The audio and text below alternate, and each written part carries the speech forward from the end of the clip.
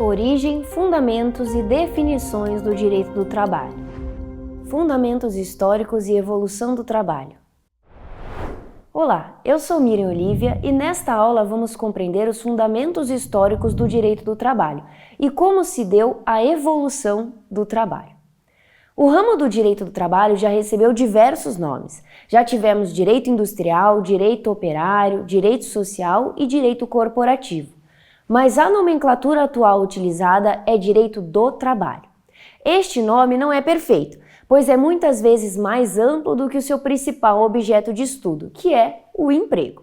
Esse nome representa muito bem, porém, um dos seus principais objetivos, a sua vocação expansionista, que é uma característica do direito do trabalho de ampliar a sua abordagem para dialogar com outras modalidades de contratação, sujeitos e direitos.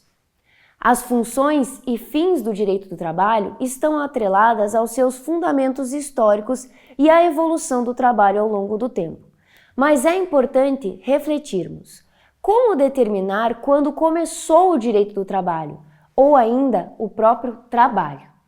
Para isso, é preciso compreender a noção clássica de trabalho e como ela está vinculada ao trabalho subordinado, em contraponto às relações servis e ainda ao trabalho análogo ao de escravo, que são sujeições que corrompem a liberdade individual. Obviamente, se pensarmos o trabalho enquanto uma categoria ampla, poderíamos abarcar nesta categoria todo o uso da força ou intelecto humano para a produção de algo. Porém, para este estudo, vamos construir um raciocínio adotado pela maioria dos autores, para a construção da compreensão do que é o trabalho hoje. Vamos focar no trabalho subordinado. Para compreender mais a fundo essa relação do trabalho e com a sociedade, a seguir trataremos de algumas fases da sociedade ao longo da história e como elas influenciaram a construção do direito do trabalho. Sociedade pré-industrial. Este período da história humana tem uma abrangência considerável, pois foi a origem de todas as manifestações que surgiram desde o momento em que o ser humano descobriu que poderia usar a mão de obra de outra pessoa para produzir bens para si e até riquezas. Do ponto de vista histórico, a sociedade pré-industrial abarca os primórdios da humanidade até o fim do século XVIII, quando se alcança o nosso principal marco, que é a Revolução Industrial. Este período também é marcado por 3 formas de uso de mão de obra, e não efetivamente de trabalho, que é a escravidão, a servidão e as corporações de ofício. Vamos estudar cada uma delas. A escravidão foi utilizada por grande parte das sociedades e tinha como característica a própria destituição da personalidade do sujeito, tolhendo-lhe toda e qualquer manifestação de vontade. Ou seja, este indivíduo ele era visto como uma coisa, um bem material que não tem qualquer direito. O termo escravidão é considerado pela Organização das Nações Unidas, a ONU, como um termo guarda-chuva, que pode ter significados diferentes em diferentes épocas e contextos.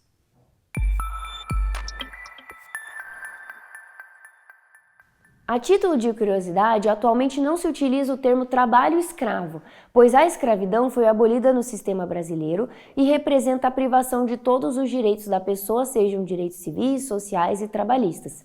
O que se utiliza hoje é o termo trabalho análogo à escravidão, que abrange amplas situações de ofensa à dignidade humana, a submissão de alguém a condições degradantes de trabalho, restrição de locomoção do trabalhador, jornadas exaustivas e constrangimento por dívidas impostas aos trabalhadores.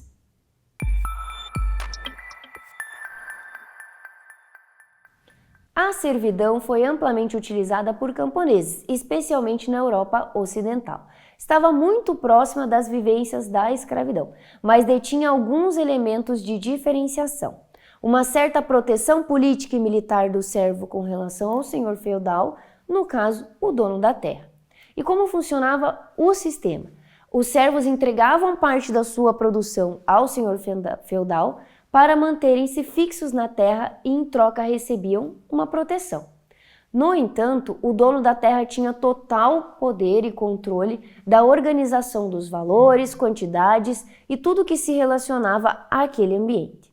O poder desses senhores foi se perdendo com o declínio da sociedade feudal e com o desenvolvimento do comércio e atividades urbanas. Um fato que contribuiu para que as pessoas que viviam nesse regime de servidão, os servos, abandonassem a vida nos feudos e passassem a viver nas cidades, tornando-se artesãos profissionais, por exemplo. E as corporações de ofício, elas são associações que uniam comerciantes, artesãos e demais profissionais. Essas associações eram organizadas de acordo com o contexto das profissões exercidas por aqueles que se associavam.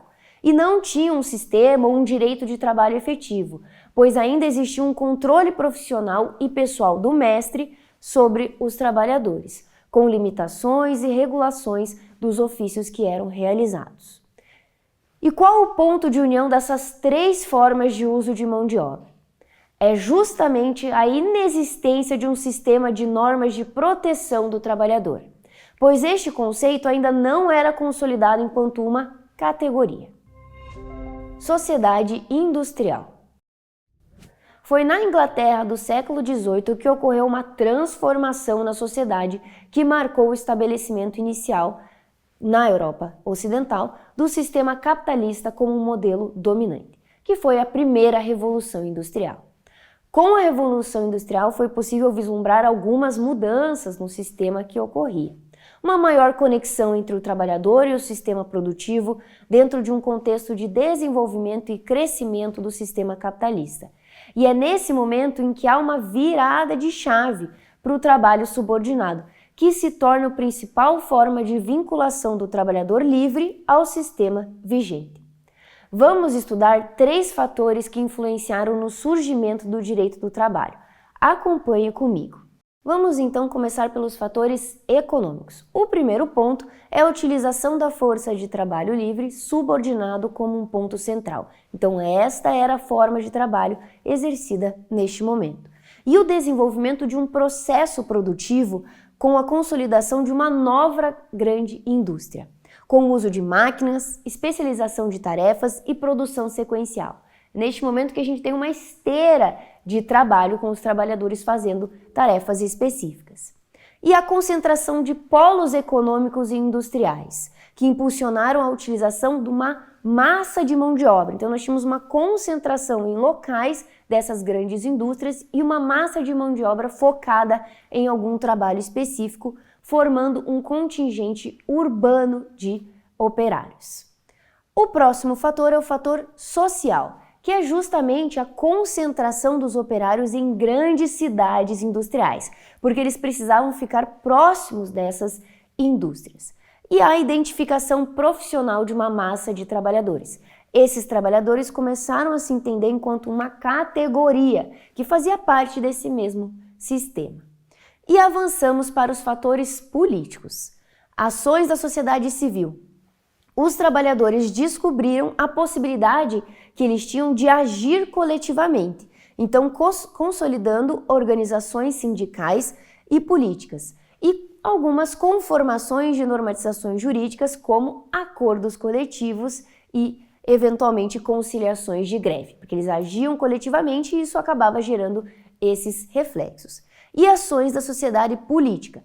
Inicialmente tivemos uma forte repressão às demandas obreiras, então como eles agiam coletivamente havia uma forte repressão a esse agir, mas posteriormente houve uma incorporação de normas que surgiam desse clamor da sociedade civil, que é o direito autônomo negociado, sem a compatibilização então com o direito efetivamente, que é o nosso direito heterônomo produzido. Um grande ponto de diferenciação é a vontade empresarial. Como que essa vontade empresarial ela se materializava? De maneira coletiva. Vejam, a decisão tomada em uma indústria já não era vista como uma decisão de um empresário, e sim de um coletivo. No caso, uma indústria ou muitas vezes várias indústrias. E isso potencializava a sua vontade. E a relação entre o empregado e o empregador era influenciada por essas duas vontades. A vontade coletiva, que detém os meios de produção e impõe as regras, a vontade das indústrias, e a vontade individual de cada empregado, E por ser justamente individual, essa vontade ela limita o poder de barganha e a potencialidade de produzir algum efeito nessa negociação. E esse é o grande ponto de diferenciação do direito do trabalho para o direito civil. No direito civil, o contrato ele é bilateral e individual. Há um equilíbrio entre as partes. Porém, as relações de trabalho não são assim. Há um natural desequilíbrio. Por isso, o movimento sindical ganhou força neste período, pois ele tinha o objetivo de trazer mais força para esse outro lado da balança, legitimando e conferindo validade às demandas dos trabalhadores. Os trabalhadores eles começaram a agir coletivamente, tanto no âmbito político quanto jurídico. Assim, de acordo com Delgado, o próprio direito do trabalho surge da vontade coletiva vinda de baixo dos trabalhadores. Esse conflito e esse agir coletivo dos trabalhadores gerou ações por parte do Estado para trazer respostas jurídicas e responder a esses movimentos. E como era esse trabalho na sociedade industrial? Com o acúmulo de capital pela burguesia, foi possível o investimento na produção e maquinário, além do aperfeiçoamento de técnicas e invenções, resultando na transição daquele trabalho artesanal que levava um tempo e gerava uma quantidade específica de produtos, para um sistema que permitia a fabricação de milhares de produtos com uma redução de tempo significativa. Vamos falar de um sistema de produção da época. Iniciamos com o Fordismo. Ele foi criado por Henry Ford e é caracterizado pelas 3 vertentes. A primeira é a acumulação, a segunda é o esquema de produção e a terceira é a separação por departamentos. Essas vertentes permitiam uma produção mais rápida e em maior escala. É um sistema famoso pela esteira de produção.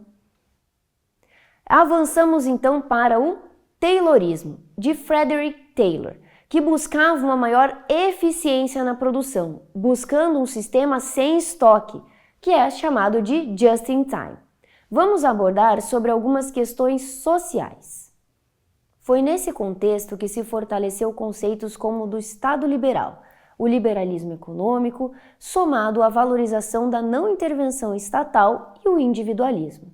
Noções advindas da Revolução Francesa de 1789, que posteriormente agravaram a distância política e econômica dos trabalhadores e de seus empregadores. Para compreender as bases do liberalismo, indicamos a leitura da obra de Adam Smith, A Riqueza das Nações.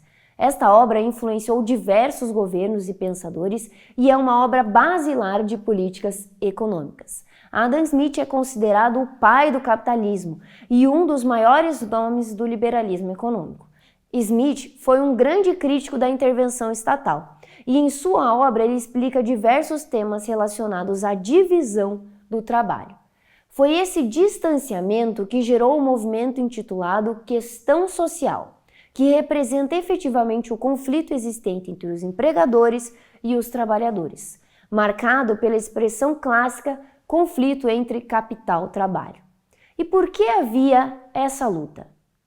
Pela exploração do trabalhador, a inexistência nos momentos iniciais de quaisquer direitos sistematizados, conflito com os próprios princípios do sistema jurídico existente decorrente da Revolução Francesa.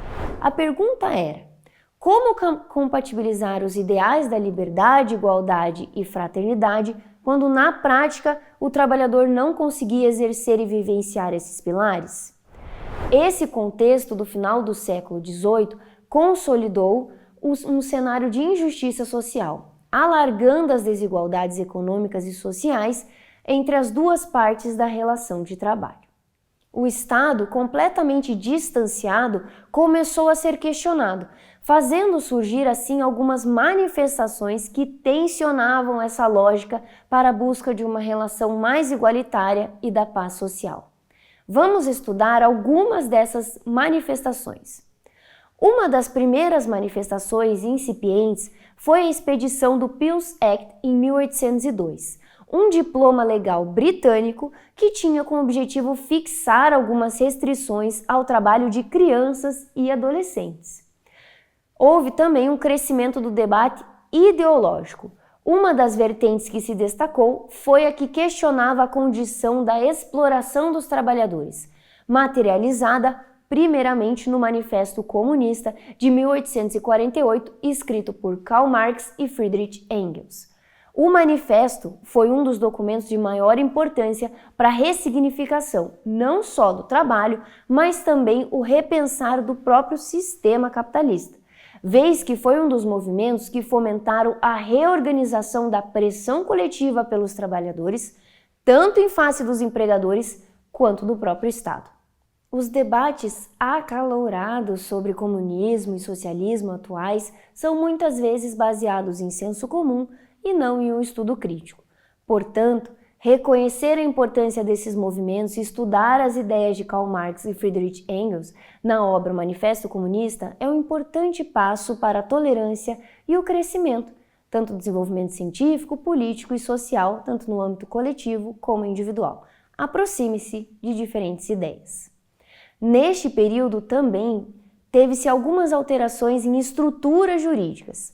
A descriminalização na Alemanha do associacionismo sindical em 1869, a regulação do direito à livre associação sindical na Dinamarca em 1874 e nova legislação que assegurasse a livre associação sindical na Grã-Bretanha no mesmo ano. O direito de livre associação sindical na França em 1884, na Espanha e em Portugal em 1887. E a descriminalização de coalizões de trabalhadores na Itália em 1889. O surgimento de legislações trabalhistas em diversos países europeus e o avanço das negociações coletivas com discussões mais democráticas, como ocorrido na França, ou com experimentações mais autoritárias, como na Alemanha, à época de Otto von Bismarck.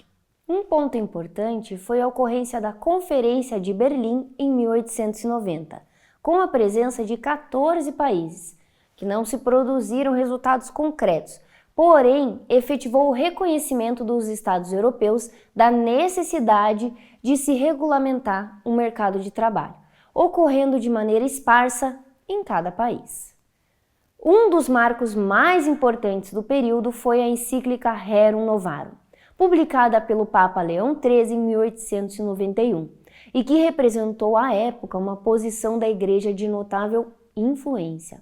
A decisão da Igreja de apontar que haviam diferenças cruciais entre trabalhadores e empregadores e que as condições deveriam ser revistas. Foi esse documento que caracterizou o marco do surgimento da doutrina social da Igreja Católica. Vamos ver um trecho deste documento. Efetivamente, os progressos incessantes da indústria, os novos caminhos em que entraram as artes, a alteração das relações entre os operários e os patrões, a influência da riqueza nas mãos de um pequeno número ao lado da indigência da multidão, a opinião, enfim, mais avantajada que os operários formam de si mesmos e a sua união mais compacta. Tudo isso, sem falar da corrupção dos costumes, deu em resultado final um temível conflito. É por isso que, veneráveis irmãos, o que em outras ocasiões temos feito, para bem da Igreja e da salvação comum dos homens, em nossas encíclicas, nos pareceu oportuno, as opiniões errôneas e falazes, o julgamos dever repetir hoje e, pelos mesmos motivos, falando-vos da condição dos operários. Então vejam que é uma fala muito forte e importante para a época. No contexto que foi criada a encíclica Rerum Novarum, representou uma grande manifestação de apoio aos trabalhadores, pois contar com o posicionamento da Igreja foi um elemento essencial para que o diálogo sobre o direito dos operários pudesse, ao menos, ser iniciado. A encíclica do Papa Leão XIII está disponível na íntegra no site do Vaticano. As ideias defendidas em diversos meios contribuíram e influenciaram o surgimento do direito do trabalho. Caminhando para uma maior compreensão da contribuição do Estado na regulação dessas relações, contribuição essa feita por meio da intervenção na ordem econômica social e da atuação mais ativa para a criação de condições mínimas de proteção. É justamente a formulação de parâmetros mínimos de proteção aos trabalhadores que marca o ponto de início do direito do trabalho. Neste marco inicial, ainda não tinha como foco o estabelecimento de direitos específicos, como o 13º salário que nós temos no Brasil, mas sim de direitos mínimos e básicos, como a limitação da jornada de trabalho para os trabalhadores, que eram obrigados a trabalhar mais de 14 horas por dia, ou ainda a imposição de uma idade mínima para o início da vida laboral, para limitar o trabalho de crianças. Foram esses e muitos outros documentos que vimos ao longo dessa nossa explicação que contribuíram para o estabelecimento de legislações mínimas neste ponto. O direito do trabalho surge, em especial, como um ramo de proteção ao trabalhador. Constitucionalismo social. Este período marca a institucionalização do direito do trabalho e tem como marco inicial o período após o fim da Primeira Guerra Mundial. Destaco algumas iniciativas importantes. A Constituição Mexicana de 1917, reconhecida como uma das primeiras a inserir os direitos trabalhistas e sociais fundamentais em seu texto, que realizou alterações mais profundas e construiu uma estrutura significativa de direito aos trabalhadores. Foi essa Constituição que inspirou diversos textos seguintes: instituição de emendas de 1896 na Constituição Suíça, de 1878, a instituição da Constituição da França em 1848. O direito do trabalho se institucionaliza e oficialmente incorporam-se à matriz de direito dos países desenvolvidos e democráticos, consolidando-se pelo confronto e diálogo de duas perspectivas. São elas, me acompanhe nesta figura. Nós temos então uma atuação coletiva e estatal. A atuação coletiva dos trabalhadores, que vai permitir a inclusão dos trabalhadores no sistema e a criação autônoma de normas. E o confronto com a atuação estatal. O Estado vai agir por meio da produção heterônoma de normas. E podemos destacar a Constituição de Weimar da Alemanha de 1919, que apresentou a possibilidade de participação dos trabalhadores nas empresas e no Estado por meio de conselhos, acrescentando ainda a liberdade sindical e a proteção do trabalhador pelo Estado. Esta Constituição, apesar de ter sido inovadora nesse sentido, não foi aceita pelo governo nazista de 1933 a 1945 e teve uma duração breve. Porém, esse documento é reconhecido em níveis históricos como um grande instrumento de modelo para várias constituições europeias. Um ponto-chave nesse contexto histórico foi a assinatura do Tratado de Versalhes após o fim da Primeira Guerra Mundial em 1919, marcado por uma tensão política e social que conteve, pelo menos momentaneamente, as disputas do período.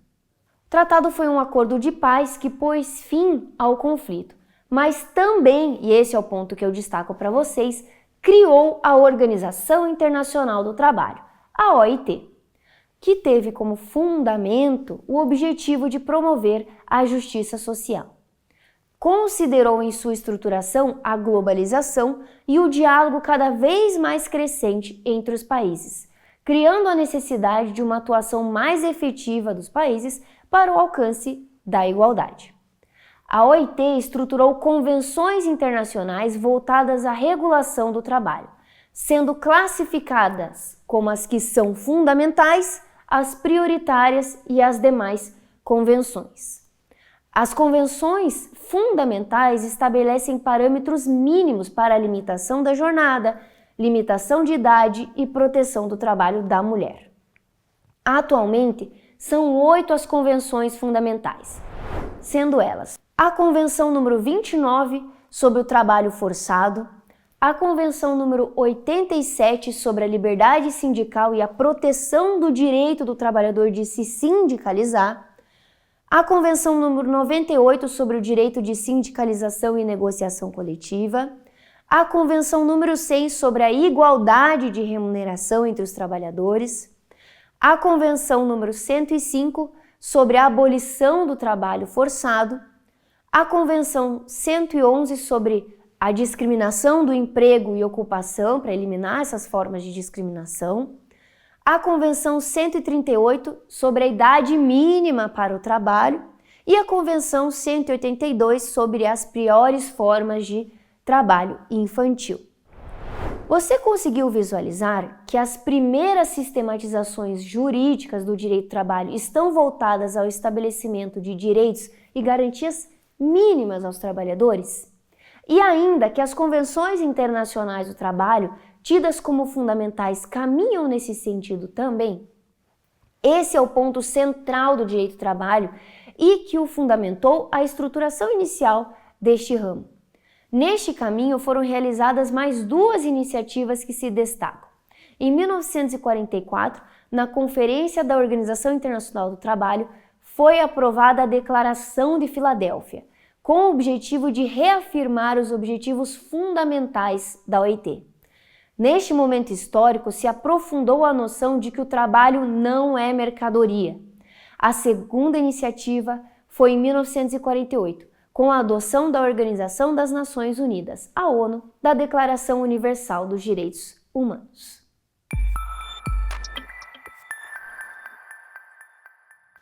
Para aprofundar os estudos, a OIT é a instituição internacional mais importante para a proteção e promoção do trabalho digno a nível global. Portanto, indicamos a obra A OIT, Origens, Funcionamento e Atividade. Com o objetivo de aprofundamento sobre a história, normas protetivas, os pilares para o acesso ao emprego digno, a proteção social, as noções do tripartismo, como isso impacta para o diálogo social e as atividades que são desenvolvidas na OIT, nos âmbitos regionais como na África, nas Américas e na Ásia. Acesse pelo QR Code que está na sua tela.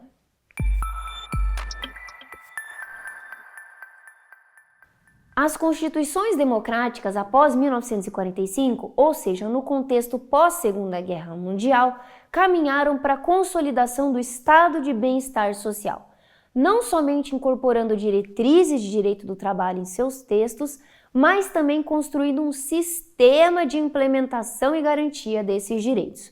Foi nesse movimento que se constituiu a compreensão do Estado Democrático de Direito. Esses são alguns marcos para a consolidação e sistematização do direito do trabalho. Porém, o direito do trabalho é dinâmico. As pessoas, relações, empresas e modos de negócio estão sempre em constante mudança. Por esse motivo, considerando o contexto atual de globalização e de avanço tecnológico, autores apontam não só uma, mas 4 revoluções industriais. Acompanhe. A primeira Revolução Industrial, de 1784, das máquinas a vapor, a segunda Revolução Industrial, de 1870, com a produção em massa e energia elétrica, a terceira Revolução Industrial, na década de 1970, com a eletrônica, TI e automação, e a quarta Revolução Industrial, atualmente, com os sistemas cyberfísicos. A quarta Revolução Industrial se baseia na Revolução Digital, em que sistemas de máquinas inteligentes, conectados e novas descobertas em várias áreas ocasionam uma fusão dessas tecnologias dos domínios físicos, digitais e biológicos. Para concluir nossa aula, observamos que foi possível compreender o histórico que contextualizou a formação do direito do trabalho. Estudamos algumas fases de desenvolvimento. A sociedade pré-industrial, com a escravidão, a servidão e as corporações de ofício, a sociedade industrial, compondo as iniciativas industriais e as respostas que culminaram em uma maior coletivização dos trabalhadores e, especialmente, as manifestações que foram essenciais para o início da estruturação do sistema jurídico, e foi, por fim, com o constitucionalismo social que os sistemas jurídicos foram efetivamente estruturados, em especial buscando garantias mínimas como as convenções fundamentais da OIT. As relações de trabalho estão constantemente tensionando as instituições jurídicas a corresponderem aos anseios políticos, econômicos e sociais. Qual o desafio para os juristas? Eles precisam compreender como deve se dar uma interferência estatal e quais os limites dela, como deve ser pensada a autonomia privada e o sopesamento dos poderes e interesses dentro das relações de trabalho. Espero que tenham gostado da aula. Bons estudos!